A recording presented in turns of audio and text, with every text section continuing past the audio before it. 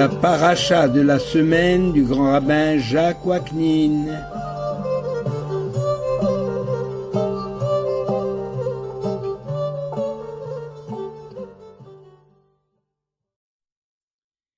Chers amis, bonjour. La paracha Behar Sinaï. Nous allons parler de Shemitah du Yovel. Parmi les enseignants et dans bien des professions,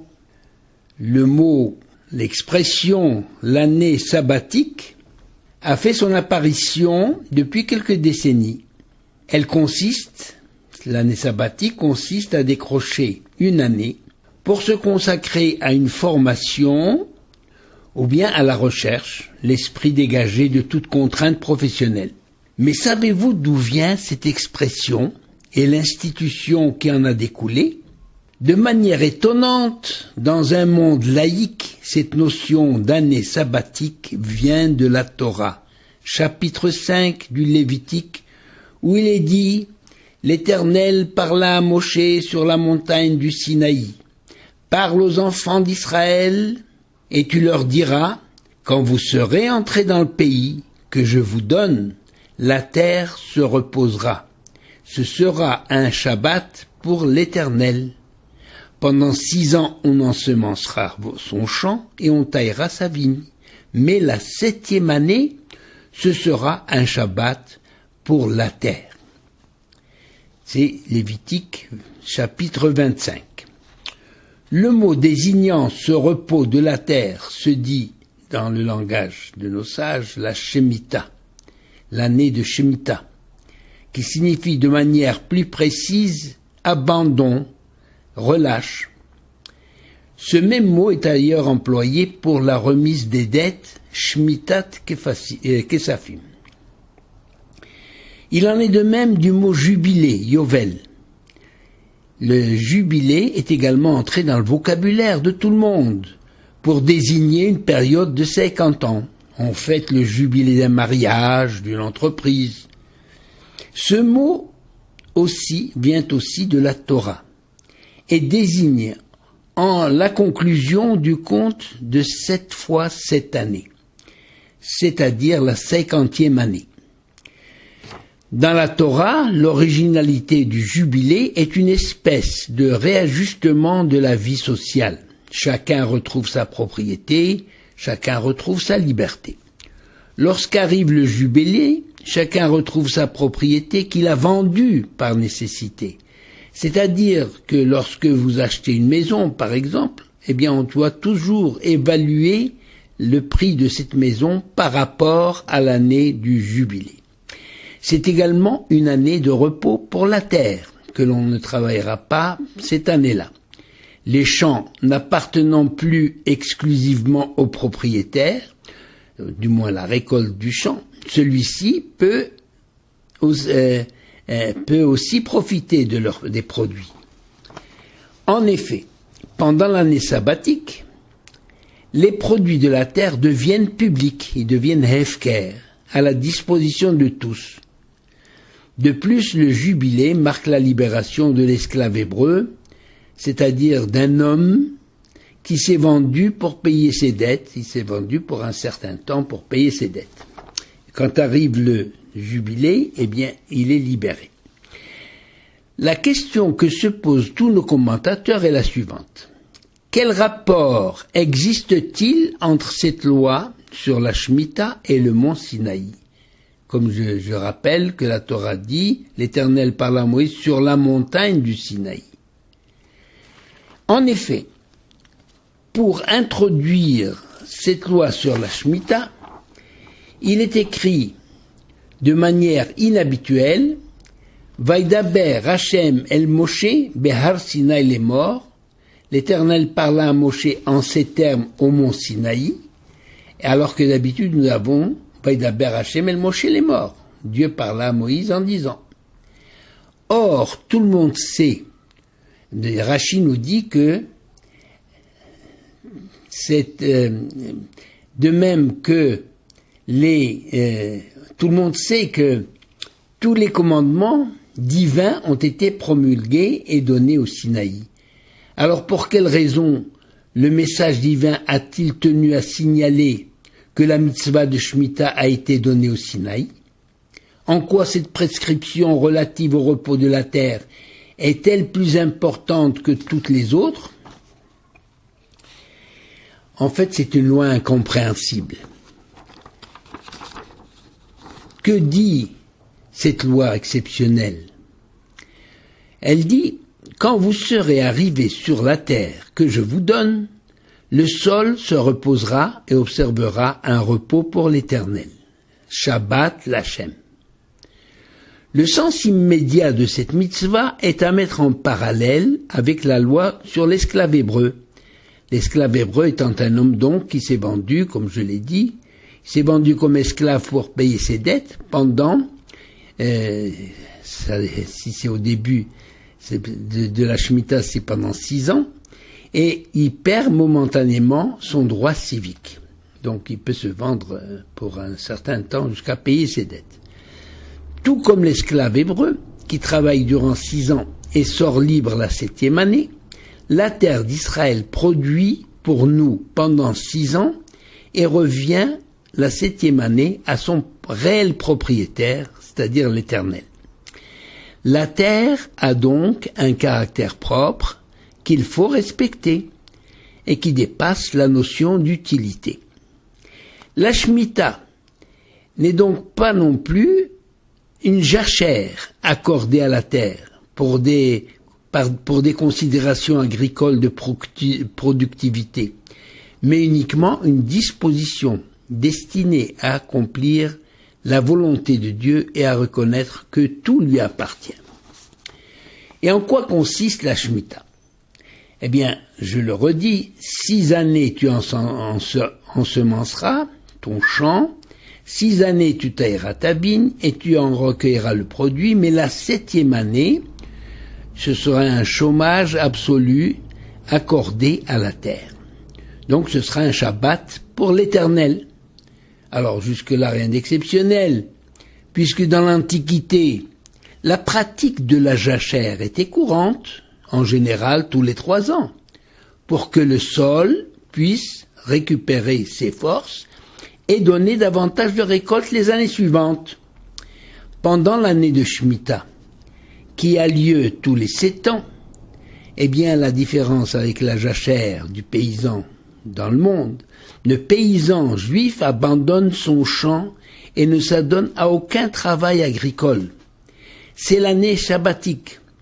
Le but apparent de cette mitzvah n'est pas le repos de la terre, pour qu'elle produise davantage, car si tel était le cas, la Torah aurait laissé la porte ouverte à des solutions de remplacement, l'emploi d'engrais naturels, et avec l'évolution des civilisations, l'emploi d'engrais chimiques ou d'autres procédés, que les agriculteurs n'auraient jamais manqué de découvrir tout au long des années. Une indication nous est donnée par la formulation même de cette mitzvah. Il est écrit « La terre gardera un Shabbat pour l'Éternel » et pas pour la bonification du sol. Mais la mitzvah ne s'arrête pas seulement au chômage de la terre. Le paysan doit se résoudre à accepter cet état de fait que le champ ne lui appartient plus, puisqu'il ne peut même pas se réserver le produit spontané de cette 7e année. N'importe qui peut y pénétrer sur son champ et se servir, même les animaux. Et le paysan doit être stoïque pour supporter un tel spectacle, de voir des gens saccager littéralement son champ. Lui qui avait mis tant d'amour et pris tant de précautions pour lui conserver sa beauté et sa valeur. Nos sages ont essayé de percer le secret de cette mitzvah. Il est certain qu'une année de relâche nécessite une confiance absolue en l'intervention divine. Hachem soulève la question lui-même qu'auraient pu poser les enfants d'Israël. Et les enfants d'Israël vont poser la question, c'est sûr, qu'aurons-nous à manger la 7e année? Puisque nous ne pouvons ni semer ni rentrer les récoltes. d'autant plus qu'il est interdit de compter sur le miracle. Alors l'Éternel donne immédiatement la réponse. Vetziviti et birchati lachem bashana hashishit ve'asat et atvua l'ishlosh sanim.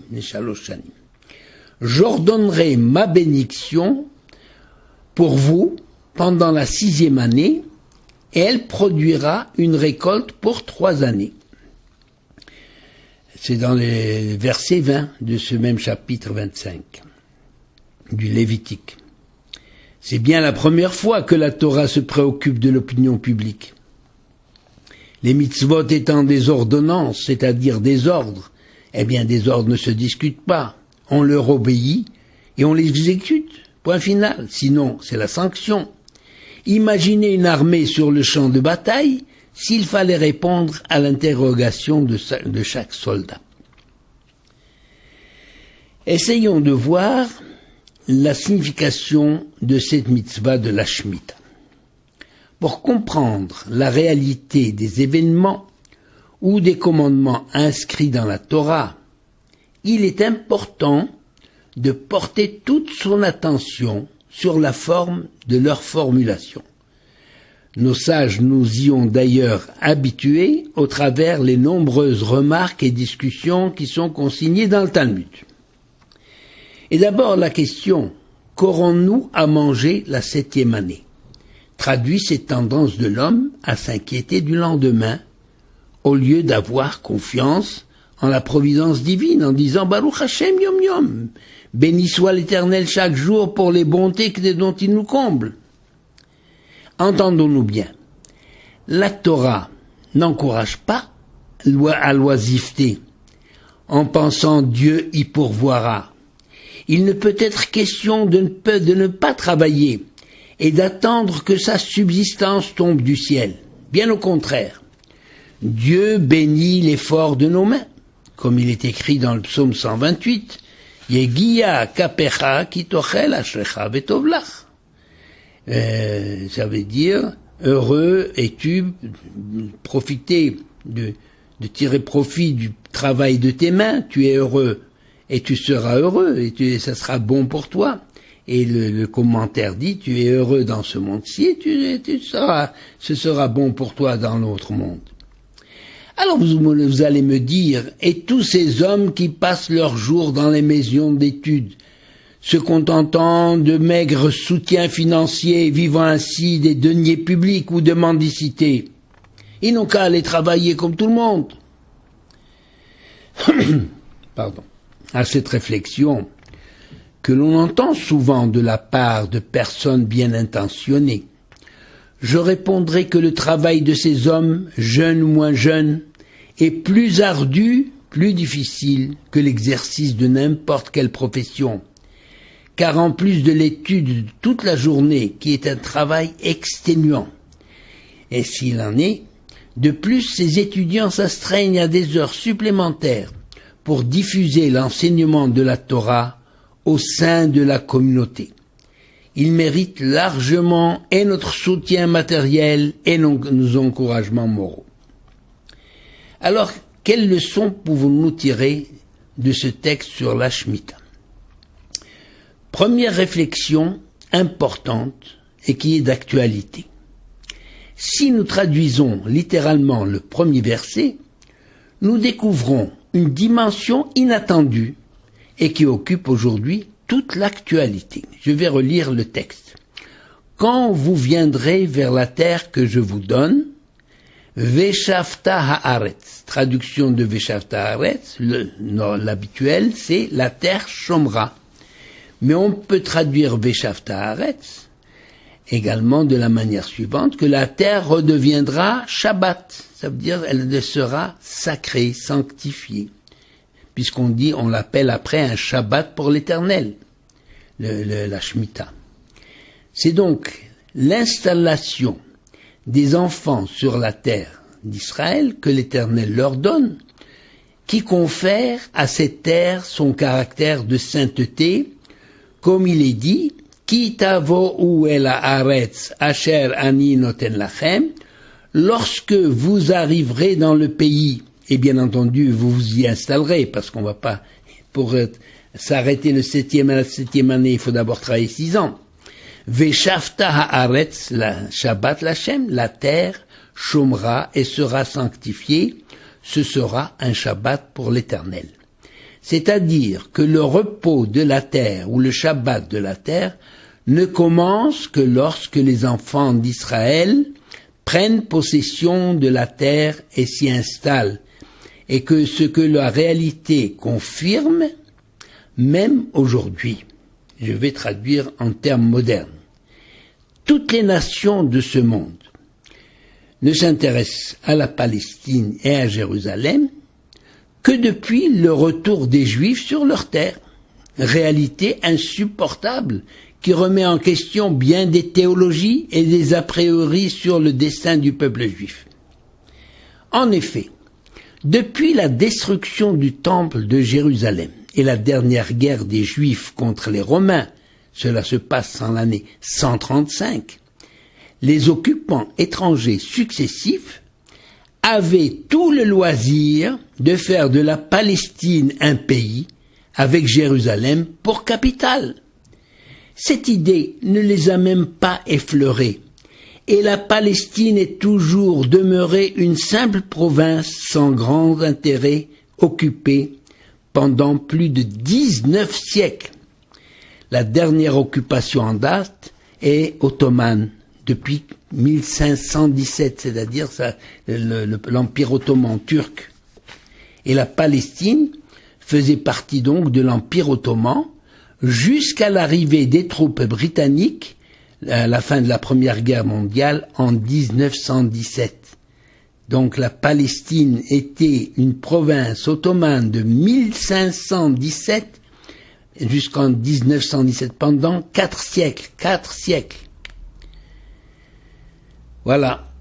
Alors, au-delà de ces considérations historiques, l'un des buts de la Shemitah, en fait, est d'affranchir l'homme de l'aliénation engendrée nécessairement par son rapport à la terre.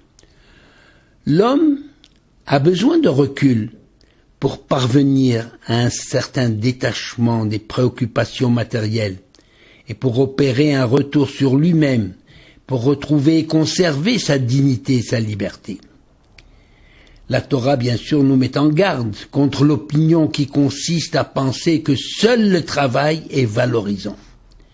Une telle idéologie du retour au travail de la terre a prévalu lors de la période des premiers pionniers dans le futur État d'Israël. Une telle philosophie était nécessaire après une rupture de 19 siècles avec le pays des ancêtres. Mais aujourd'hui, cette philosophie est dépassée en Israël. Le kibbutz n'a pas la même aura qu'il avait au début de l'installation du retour des enfants d'Israël sur leur pays, sur leur terre. Et justement, aujourd'hui, cette philosophie est dépassée. Par-delà les nécessités économiques, on commence à comprendre l'urgence d'une recherche spirituelle et morale. À la question, mais qu'allons-nous manger la 7e année si nous ne travaillons pas la terre?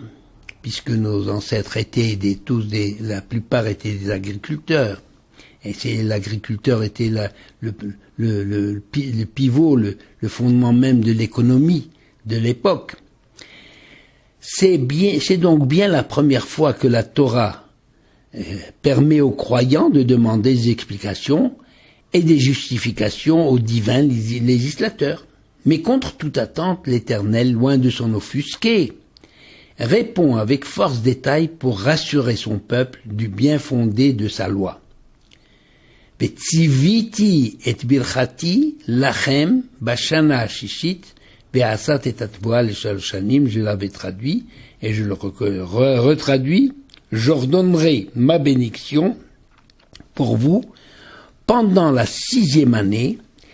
Elle produira une récolte pour 3 années. C'est-à-dire la 6e pour la 7e, la 8e, pour la 6e, la 7e et la 8e année, puisque la 6e, bon, il y a la récolte, mais la 7e, il faut déjà, on ne travaille plus, et la 8e, il faut préparer le terrain.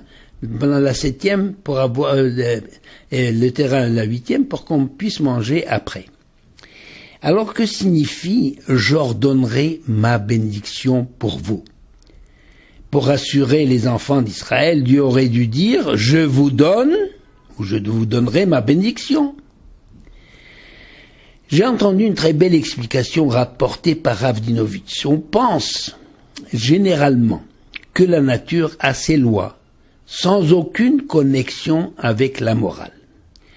L'Éternel dit à Israël, « Si vous faites preuve d'un effort surhumain pour me demeurer fidèle, alors j'ordonnerai à la nature d'adopter un comportement surnaturel en ce qui vous concerne. Normalement, il est dans la nature du monde pour un champ de produire une récolte pour l'année en cours. Mais si vous observez la Shemitah, c'est-à-dire quelque chose d'anormal, ne pas travailler, moi l'Éternel, je donnerai des ordres à la nature pour qu'elle se surpasse et produise de quoi vous nourrir la 6e, la 7e et la 8e année. Si nous transposons cette idée au niveau de la vie du peuple juif, on constate que tout au long des siècles passés, malgré l'exil, malgré les persécutions de tout genre, en tout genre, souvent au prix de leur vie, les Juifs se sont surpassés pour maintenir intacte, envers et contre tout, leur fidélité à Hachem, le Dieu d'Abraham, d'Isaac et de Jacob.